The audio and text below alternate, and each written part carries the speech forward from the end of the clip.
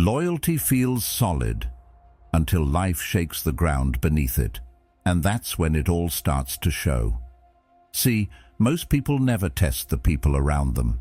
They assume kindness means commitment. They think shared memories equal unshakable bonds. They confuse noise for truth.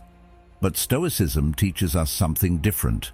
You don't know who's real until reality applies pressure. Not when things are easy, not when you're shining, but when the spotlight fades, when your strength slips, when you go silent. That's when loyalty either leans in or walks away. The hard truth? Most of the people you call friend are just passengers in your success. They're orbiting you because it's convenient.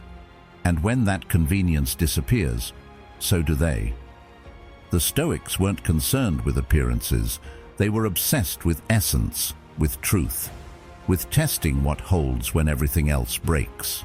So today, we're diving deep into the 5 loyalty tests that reveal exactly who's real and who's just wearing a mask. If you're done building your life on shaky ground, subscribe. For you, for the version of you that wants truth over comfort, strength over illusion, and clarity over chaos. Let's walk this path, deliberate, unshaken, and free. 1. Take back the spotlight. There's something strange that happens when you stop clapping for people, when you go quiet, not in anger, not in bitterness, but simply to observe. Suddenly the room feels different. The energy shifts. You start noticing who was there for you, and who was just there for the echo of your applause. Most of us don't want to believe that people around us are only interested in the benefits we bring. It's comforting to assume everyone's motives are pure, that friendships are deep, and that love is unconditional. But the Stoics didn't build their lives on assumptions. They built on clarity. They believed that illusion is the most dangerous form of comfort. Marcus Aurelius wrote, "The happiness of your life depends upon the quality of your thoughts, and if your thoughts are clouded by delusion, by the fantasy that everyone near you is real, you end up handing pieces of your peace to people who wouldn't even flinch if you fell." This is where the first loyalty test begins, and it's not dramatic. It doesn't require confrontation. You don't need to write anyone off or announce your silence like a grand event. Just take a breath. Stop being the one who always reaches out first. Stop tagging them in posts, hyping up their wins, or constantly inviting them into your light. Take back the spotlight, not because you're bitter, but because it's time to see clearly. You'll notice something quickly. The ones who were drawn to your energy for the right reasons won't flinch. They won't pull away or grow cold. If anything, they'll notice your silence and check in. They'll say, "Hey, you've been quiet. How are you?" But others? They'll vanish. Or worse, they'll get passive-aggressive. They'll start supporting others louder, posting more, creating distance without explanation. And suddenly you'll realize they were never clapping for you. They were clapping for how being near you made them look or feel. It's a hard pill to swallow because we're wired to want connection. Carl Jung said, "The meeting of two personalities is like the contact of two chemical substances. If there is any reaction, both are transformed." But sometimes what we call transformation is really just dependence. Some people don't want a friendship, they want a mirror. They want you to reflect back the version of themselves they enjoy. When you stop doing that, they feel abandoned, when in truth, they were never showing up for you. They were showing up for validation. That's not loyalty. That's self-interest dressed up as affection. Now, don't get this wrong. There's nothing wrong with hyping people up. Encouragement is powerful. Celebration builds connection. But what happens when that celebration goes quiet? What happens when you're the one who needs support and you stop performing the role of the cheerleader?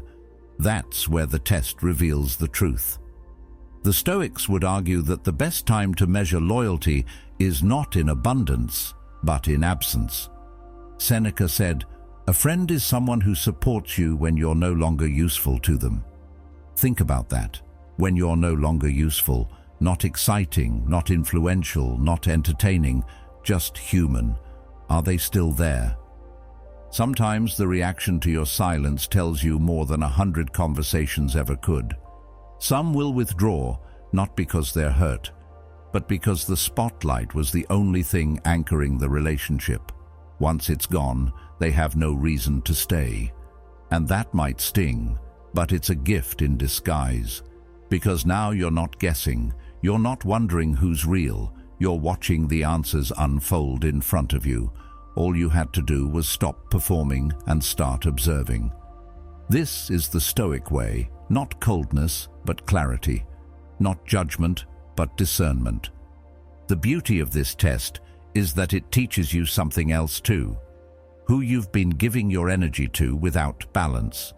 You begin to notice how much of yourself you've poured into others without ever receiving the same presence in return. You start reclaiming that energy. You stop over-explaining.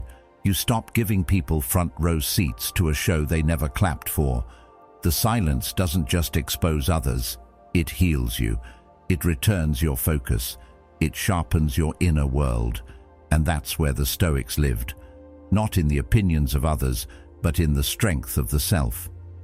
Epictetus once said, "Wealth consists not in having great possessions, but in having few wants." And that applies to relationships too. When you need less from others, you're less likely to settle for empty loyalty. Psychologically, this moment of pulling back, of withdrawing attention, also resets the power dynamic. In many relationships, we don't even realize how much we're chasing. We seek closeness by overgiving. We try to hold on by staying loud, present, available. But silence is a form of power. It shifts the emotional terrain. It says, "I don't need to perform for you to matter." And when someone pulls away the moment your energy goes quiet, you have your answer. Not because they said something wrong, but because they failed to act when words were no longer being exchanged. Silence, in that moment, becomes the test. And the Stoics would say, it becomes the truth. There's something deeply humbling about watching someone walk away from you when there's nothing left to extract. But it's also freeing. Because it clears space, it filters noise. It makes room for the kind of connections that don't require performance. The ones that check in, not check out. The ones that show up, not show off. And isn't that what we're really looking for? Not just to be surrounded, but to be seen. Not just supported in our strength, but held in our silence. And the first step in being a real friend is learning how to see people without needing anything in return. That includes yourself. Because maybe the person who's been disappearing when your spotlight dims is you. Maybe you've been abandoning your own peace by staying loud for people who never notice you're quiet. Maybe it's time to stop clapping for everyone else and ask, when was the last time someone clapped for you, even when you had nothing to give? This week, try it. Don't announce it. Don't explain it. Just pull back. See what shifts. Let the reactions speak. And when they do, don't get emotional. Get clear. This isn't punishment. This is insight. And insight is what the Stoics considered the path to virtue. Clarity is peace. Peace is power. And power, real power, begins with knowing exactly who's beside you and who isn't. You might lose people in this process. But let me tell you something important. You're not losing anything that was real. You're just watching illusions dissolve. And that's what healing actually looks like. It's not always soft. Sometimes it burns. Sometimes it breaks your assumptions. But once it's done, you're left with something stronger, truth. And from that truth, you begin to build again, quietly, strategically, with fewer people, but deeper roots.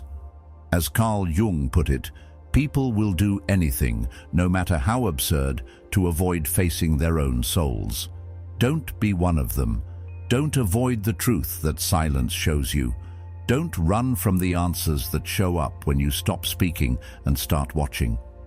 The people who remain after that test, they're not guessing, they're not pretending, they're real.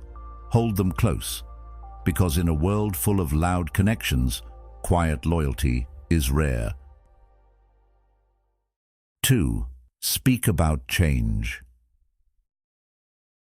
There's something quietly revealing about talking openly, really openly, about change, especially the kind of change that shakes up your life, a big move, a new job, starting something risky that no one around you has done before. The moment you speak it into existence, even casually, the air changes. You can feel it. People get quiet. Some shift in their chairs. Others try to act supportive but can't quite hide the hesitation behind their eyes. It's in those subtle reactions, the long pause, the nervous chuckle, the "are you sure?" that the truth starts to surface. And if you're paying attention, you'll realize something deeply important. Most people don't fear your failure, they fear your growth. Because if you change too much, you might leave them behind. The Stoics believed in facing truth without flinching. They didn't run from discomfort, they used it. They taught that inner freedom starts with understanding what drives people and what holds them back. Epictetus said, "It is impossible for a person to begin to learn what he thinks he already knows." Many people think they already know what's best for you. So the second you suggest a bold move, their advice often isn't about your well-being. It's about their discomfort. It's about their own fear of change, cloaked in the language of concern. You say, "I'm thinking of quitting this job and launching my own thing," and suddenly their tone shifts. "It's not that easy. Have you thought it through? What if it doesn't work?" On the surface, it sounds like wisdom, but underneath it's often resistance, because your change threatens their comfort. This is the second loyalty test, and it's not about catching anyone off guard. It's about speaking your truth and seeing who's emotionally mature enough to support it, not just tolerate it, not just nod and smile, but truly believe in your right to evolve. It's a powerful moment. You're not asking for permission, you're declaring your direction, and when you do that, the room gets divided in ways words can't always explain.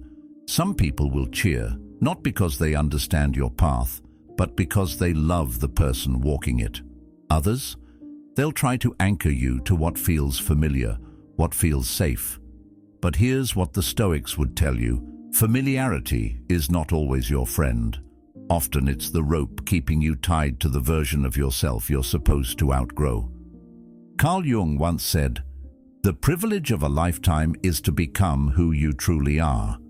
But becoming who you truly are means leaving behind the expectations others have placed on you. And not everyone is ready to lose their favorite version of you.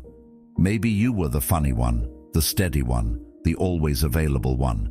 Maybe you were the underdog, the one who didn't quite rise. That version of you made them feel needed, secure, maybe even superior. And the minute you talk about outgrowing that role, consciously or not, they push back.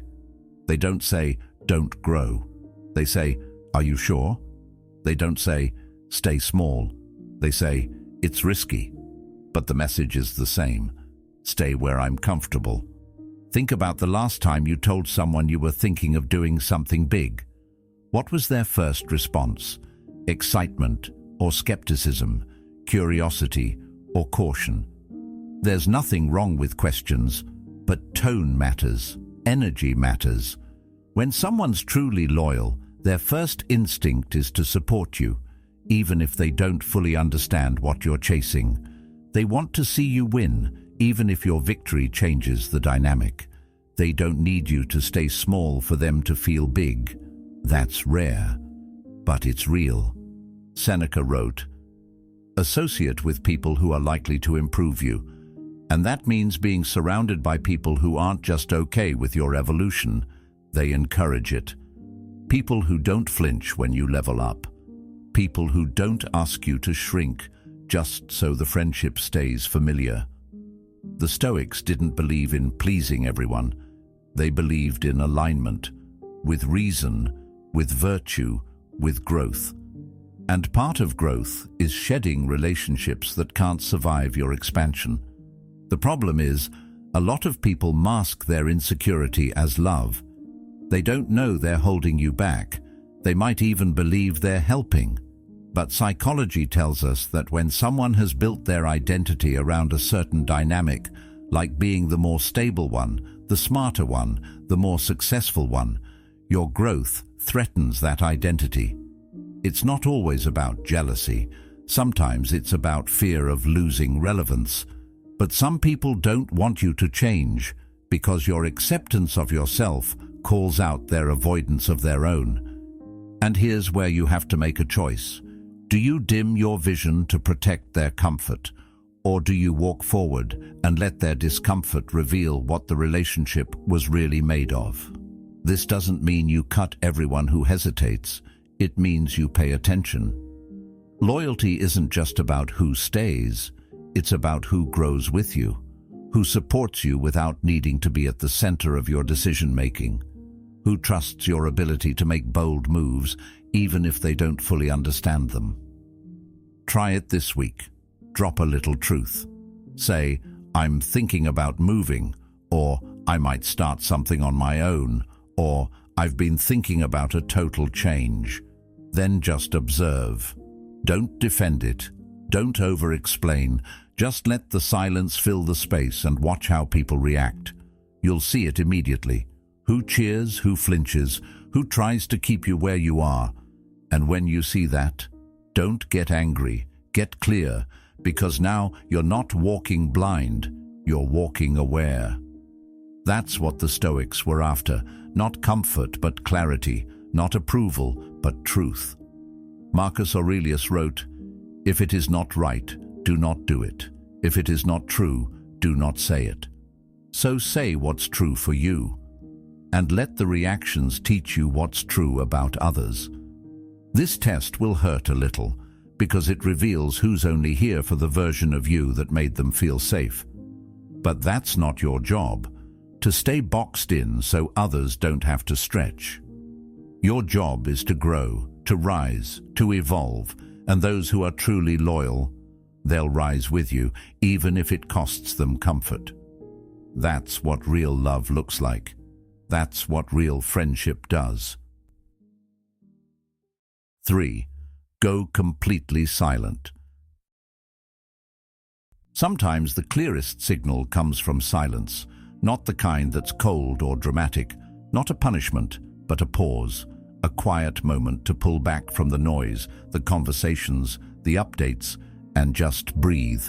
In a world that moves fast and speaks louder than it listens, silence becomes rare. And that's why it's powerful, because when you go quiet, not to disappear but to observe, you begin to see things differently. You realize that some relationships only survive when you're present, available, and giving. The moment you stop broadcasting your life, the real dynamics start to show. Going silent is not about cutting people off.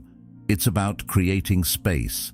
It's about stepping away long enough to notice who values your presence without needing constant reminders of it. The Stoics believed in stepping back from chaos to reconnect with reason. Marcus Aurelius wrote, "Nowhere you can go is more peaceful, more free of interruptions than your own soul." Silence is that retreat. It's how you return to your center and evaluate what actually matters. Because let's be honest, sometimes we confuse attention for affection. Just because someone responds to your messages doesn't mean they care. Just because they laugh at your jokes doesn't mean they see you. The question is, who notices your absence, not just your activity? When you go silent, even for a day or two, the world doesn't stop, but the truth surfaces. Who reaches out? Who checks in? Not because you posted something worrying or dramatic, but simply because your presence shifted. These are the people who feel your absence without needing to be told something's wrong. They feel it because they're tuned in. There's no performance needed, no updates required. That kind of loyalty is rare.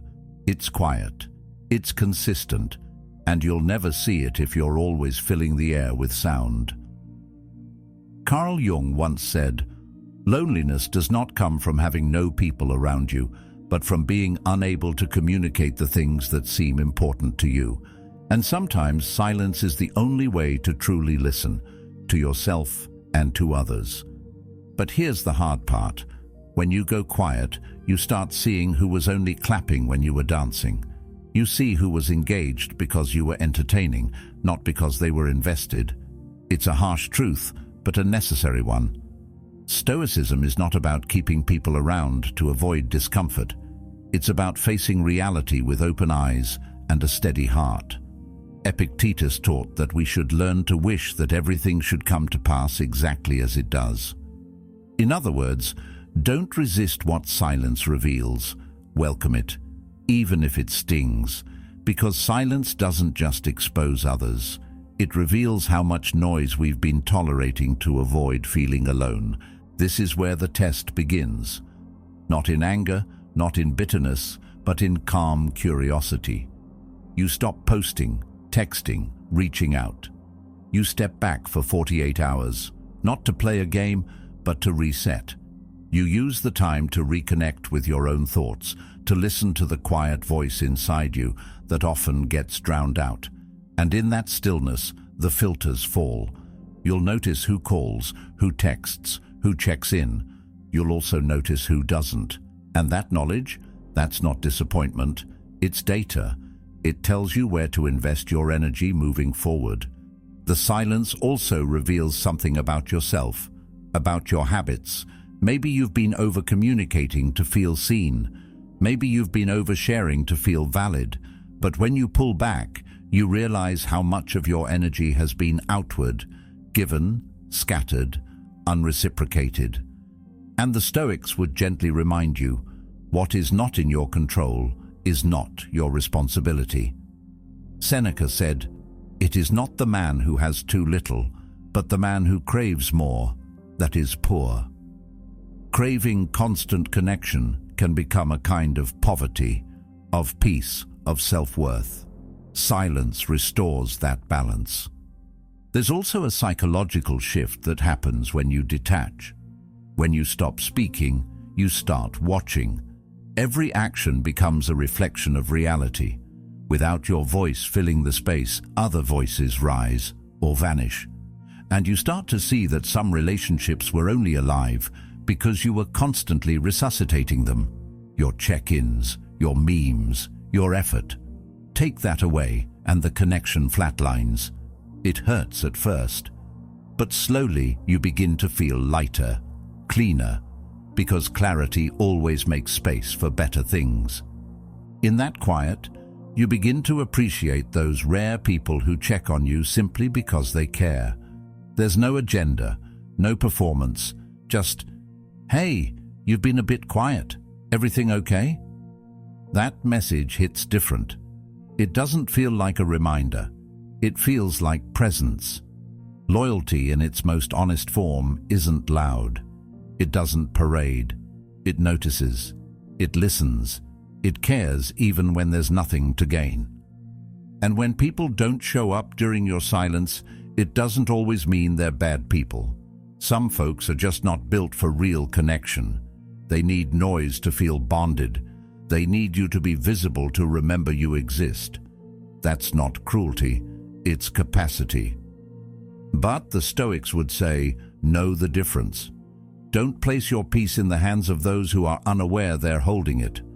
Marcus Aurelius reminded us, "You have power over your mind, not outside events. Realize this, and you will find strength." Going silent helps you take back that power. It gives you time to remember that your value isn't in how often you're seen, it's in how deeply you're felt. This isn't just a test of others, it's a test of you. Can you handle your own silence? Can you resist the urge to explain your quiet, to check who's watching, to wonder if you're being forgotten? That's where real growth happens. in the space between needing to be noticed and choosing to be grounded. Carl Jung believed that your vision will become clear only when you can look into your own heart. Who looks outside dreams. Who looks inside awakes. Silence is that awakening. It strips away the distractions and reveals what and who truly matters. So try it. Not for revenge, not to manipulate, but for self-discovery. Go silent for a weekend. Pull back from the group chat. Don't post the selfie. Don't comment just to stay visible. Let the dust settle. Then take note. Who comes forward with intention? Who fades into the background? And most importantly, how do you feel in the quiet? Stronger, clearer, more grounded? This test isn't easy, especially if you're used to being the one who holds the emotional threads together. But that's exactly why it's needed. Because loyalty isn't measured by how many people show up when it's convenient. It's measured by who shows up when you're no longer performing. The ones who pass this test, keep them close. They're rare. They don't need reminders. They remember. They don't need the show. They stay for the soul. And those who fail, let them go without bitterness, without grand exits, just with the quiet understanding that not everyone is meant to walk with you into your next season. The Stoics believed that inner peace comes from alignment between what you know and how you live. Let your silence guide you to that alignment. 4. Show them your weak side. There's a certain weight that comes with always being seen as the strong one. You become the steady hand, the go-to, the one who always has it together.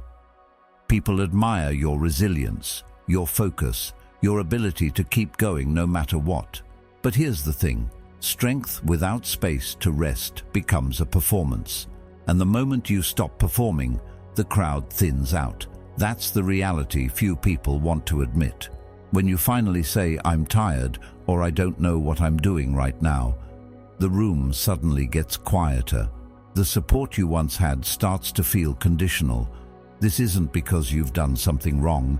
It's because you've crossed into a space that makes people uncomfortable. Vulnerability. The Stoics never told us to hide weakness. They told us to understand it. They taught that we should accept life's difficulties, not pretend they don't exist. Seneca wrote, "Difficulties strengthen the mind, as labor does the body." That includes emotional difficulty. The fourth test of loyalty isn't about creating drama. It's about being honest. Let someone see you in a moment of doubt. Let them witness your uncertainty. Say, "I don't have it all figured out right now," and then step back, not with fear, but with curiosity. Watch how they respond. Do they move closer, offer support, show understanding, or do they subtly distance themselves, change the subject, or go quiet altogether?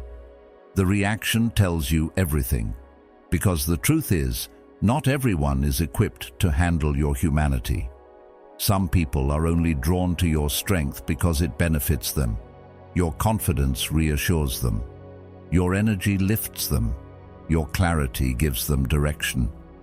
But when that image shifts, when you're no longer the invincible version they've grown attached to, it disrupts the balance. They're not rejecting you.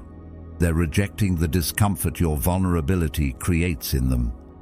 Nothing brings people closer to their own soul than witnessing someone else being real. When you open up and say, "I'm struggling," it holds up a mirror, and some people aren't ready for what they see in it. That's not a failure on your part. It's a sign of where they are in their own journey. Let's be honest. We all wear masks. The "I've got this" mask, the "I'm fine" mask, the "I don't need help" mask. And often we wear them to keep the peace, to avoid making others uncomfortable. But the Stoic path is not about comfort, it's about truth. Epictetus taught, "It's not what happens to you, but how you react to it that matters." If you can share your reality without shame, you're walking that path. and how others respond. That's their test, not yours.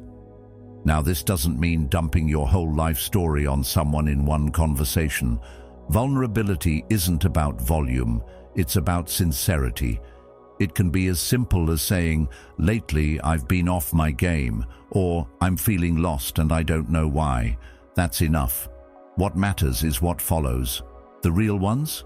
They lean in, they listen, they don't try to fix you or shrink away or make it about themselves. They just hold space. That's loyalty. Not just clapping when you're winning, but sitting quietly beside you when you're not sure where you're going. It's important to understand that some people love the idea of being close to strength, but they confuse closeness with support. They love standing beside you when your light is bright, but they can't handle it when the room goes dim. And when that happens, when they start to retreat, you have to let them. Not with bitterness, but with wisdom. Marcus Aurelius wrote, "The best revenge is not to be like your enemy." So don't respond with resentment. Respond with clarity. You've just been given insight. A relationship that can't handle your low moments isn't built to withstand life's storms. Better to know now than later. Psychologically, this test also helps you, because being vulnerable isn't just a test of others, it's a test of your own inner safety. Can you share your truth without judging yourself? Can you sit in uncertainty without spiraling into shame? There's also a quiet kind of power that comes from vulnerability. It doesn't shout, it doesn't perform. It says, "This is me right now, unfiltered, unpolished, still worthy." And when someone can meet you there, not because they pity you, but because they respect you, that's when you know the bond is real. That's when you know it's deeper than shared memories or laughs or convenience. It's rooted in understanding, and understanding is the foundation of true connection. So try it. This week, share something honest with someone. Nothing dramatic, just real.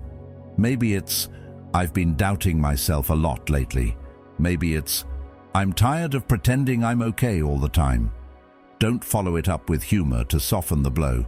Don't rush to change the subject. Just let it land. Then watch. Not with fear, but with observation. Some people might not know what to say. That's okay. It's not about perfect responses. It's about presence. The ones who stay in the moment with you, even awkwardly, those are the ones who pass the test. And if someone pulls away, that's not a loss. That's a reveal. You didn't lose a supporter. You uncovered a spectator. There's a difference. One roots for your whole being. The wins, the losses, the in-between. The other, they were only ever there for the highlight reel. And the Stoics would remind you, it's better to have one real friend than 1,000 hollow echoes. This test might feel scary, especially if you've built your identity around being strong. But remember, vulnerability is not the opposite of strength. It's the gateway to it. True confidence comes not from always having the answers, but from being honest when you don't. Seneca put it well, "No man was ever wise by chance.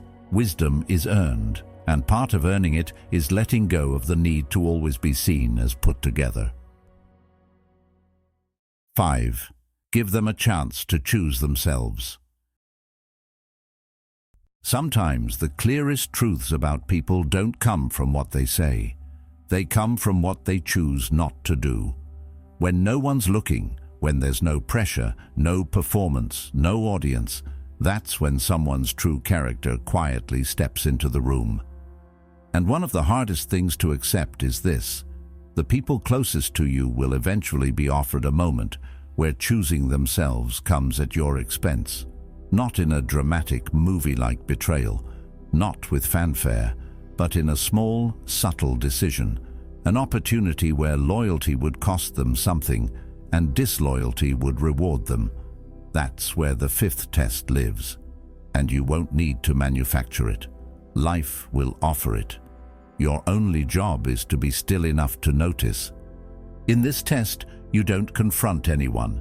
You don't accuse, you don't hint, you simply wait. And when the moment comes, when someone is faced with the chance to gain something by withholding, stepping away, or quietly compromising your trust, you just observe. No reaction, no warning, just silence. Because true loyalty doesn't need to be told what to do. It acts on principle, not pressure. Epictetus said, "Circumstances don't make the man, they only reveal him to himself." And in this case, they reveal him to you too. Imagine this. You share something confidential, something personal, sensitive, and meaningful. Maybe it's a plan you're not ready to announce. Maybe it's a vulnerability or a decision still unfolding. And then life hands that person a moment where they could benefit by exposing it, by talking behind your back, or by moving ahead without your knowledge. You don't panic, you just wait. The test is happening, and they don't even know it. What they do next, that's the answer to a question you didn't have to ask out loud. Carl Jung once said, "Knowing your own darkness is the best method for dealing with the darkness of other people." This test isn't about assuming the worst in others. It's about acknowledging that human beings have instincts, survival, ambition, self-interest. And when someone chooses loyalty despite those instincts, when they show restraint even when they could justify self-benefit, that's not just a good friend, that's a rare one. Now, here's what makes this test uncomfortable. The ones who fail it often do so without malice. They justify it. It was just business. I didn't think it would matter. I didn't want to bother you. These phrases sound reasonable, even caring on the surface, but underneath them is a simple truth. They prioritize their own gain over your trust. And in that moment, the mask slips. You see the relationship for what it truly is. Not evil, maybe not even dishonest, just conditional. And that stings, because most of us hope the people we love will choose us, even when there's nothing in it for them, especially then. Seneca said, "Loyalty is the holiest good in the human heart, but loyalty only means something when it's inconvenient, when there's something to lose. When loyalty costs time, opportunity, or influence, and someone still chooses it, that's when you know it's real. Until then, everything else is just a performance, and the Stoics weren't interested in performances.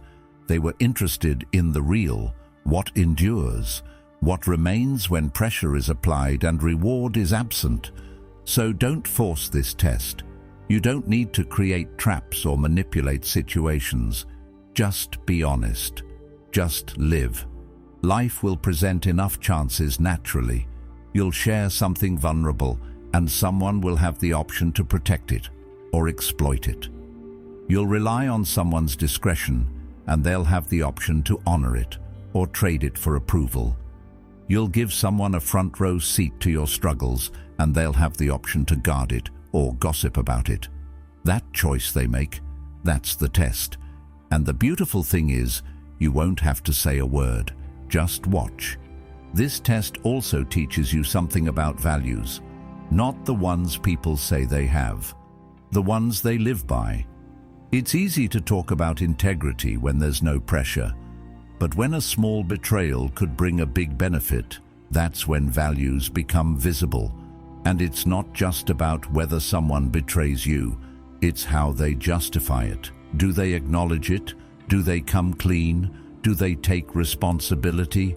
Or do they act like nothing happened and wait for you to move on? Marcus Aurelius wrote, "Waste no more time arguing what a good man should be one." That applies to your circle too. Don't argue with people about what loyalty means.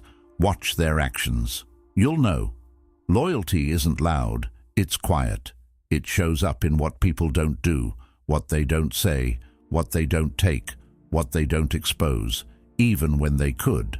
That's the kind of loyalty that doesn't demand attention. It just exists. Strong, steady, unshakable. This test may cost you some connections. It might show you that someone you trusted is not as solid as you thought. And that's okay. You're not losing someone. You're removing distortion. You're cleaning the lens. You're replacing hope with knowledge. And knowledge, as the Stoics believed, is the beginning of wisdom. Once you know someone's capacity, you stop overextending. You stop hoping they'll grow into something they're not. You meet them where they are, or you step back in peace. Psychologically, this also protects you, because nothing drains your energy more than doubting the people close to you. When you constantly wonder, would they really have my back if it got tough? You're spending emotional energy on defense, but once you've seen how someone behaves when the choice is uncomfortable, you either deepen the bond or draw the boundary. Either way, you win. Either way, you're moving with truth, not hope. There's another layer to this, though, one that's harder to face. This test doesn't just reveal others, it asks something of you. Are you loyal when it costs you something? When no one's watching? When the easy road tempts you to put yourself first? Because it's easy to talk about loyalty when you're not being tested. But when you are, when doing the right thing means sacrificing an opportunity, a secret, or a shortcut, do you stay solid? So yes, this test exposes others, but it also builds you. It sharpens your awareness. It teaches you to trust patterns, not promises. It helps you release people not with bitterness, but with gratitude for showing you early. And most of all, it reminds you to become the kind of person you wish others would be for you. You'll find that those who pass this test, even quietly, even once, carry a kind of weight that others don't. You begin to see the difference between presence and principle, between someone who's near you and someone who's for you. And that shift, once it happens, changes how you move. You become more selective, more aware, less available to everyone, but more present with the few who've proven themselves. That's not arrogance, that's alignment. Because when you find someone who chooses you over convenience, who protects what's yours, even when you're not there to defend it, who stays solid in silence, that's not someone to keep in your circle. That's someone to keep in your core. Rare, yes, but worth everything. Loyalty isn't proven in comfort. It's revealed in quiet, subtle moments when no one's watching and nothing is guaranteed. The real ones won't flinch, won't fade, and won't fold.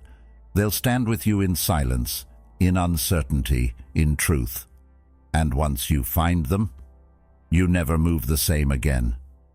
If this resonated with you, watch the next video on your screen. It goes even deeper into the mindset that protects your peace and sharpens your path. Thank you for being a part of Stoic Journal. Your growth matters here,